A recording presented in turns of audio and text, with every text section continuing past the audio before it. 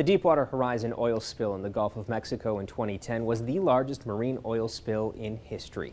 A young woman flew over it on a trip back from a diving adventure in the Caribbean, and it stirred something in her. She was inspired, and she wanted to inspire others to appreciate the natural life around us.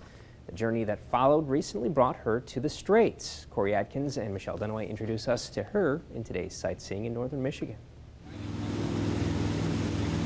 Jennifer Idle is preparing to dive down to the bottom of the Straits to check out the shipwreck William Young. Stay on the outboard side of the line. Camera, please. She is a professional diver and photographer, and this day she's added a new title to her list of accomplishments. Today, what marks the 50th dive in my 50-state journey over the last 5 years. I still can't believe it's done. She is the only woman to scuba dive in all 50 states. Michigan was the last on her list. The Great Lakes is a big dive, and it's something that divers dream of doing because the wrecks here are stunning. There are perfectly preserved wooden wrecks, which if you know anything about wrecks, you know that they're usually crushed and destroyed and sometimes barely recognizable. But here I can capture full ships with bows and sterns and things that look like ships. Her goal was to find the best of every state and encourage everyone to do the same. I want people to be proud in America.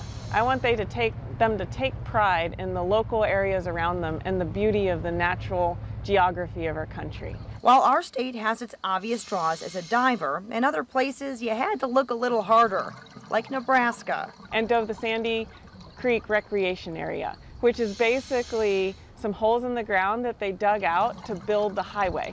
And it still smells like the highway, but it's actually a popular dive site that I found a bunch of fish and got some great macro photography in. Or other landlocked states. Other inland waters like Tennessee are surprising. They have a quarry, and in that quarry you can find extraordinary things like paddlefish. She finds beauty no matter where she goes. I really like wide-angle photography. I like seeing seascapes. I like seeing the big picture, understanding the structure of how everything works. And today, she certainly found it. But once it opened up, it's pretty significant to see a 100-foot wreck lying below you in pristine condition.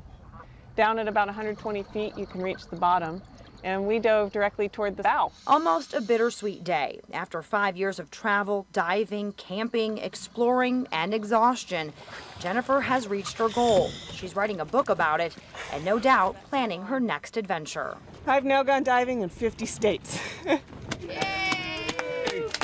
Congratulations. Thank you. That's the thing about a journey. You don't end up where you start, and you get transformed by the experience. You can't predict who you'll be or where you'll be at the end of it, and that's part of the adventure of doing this.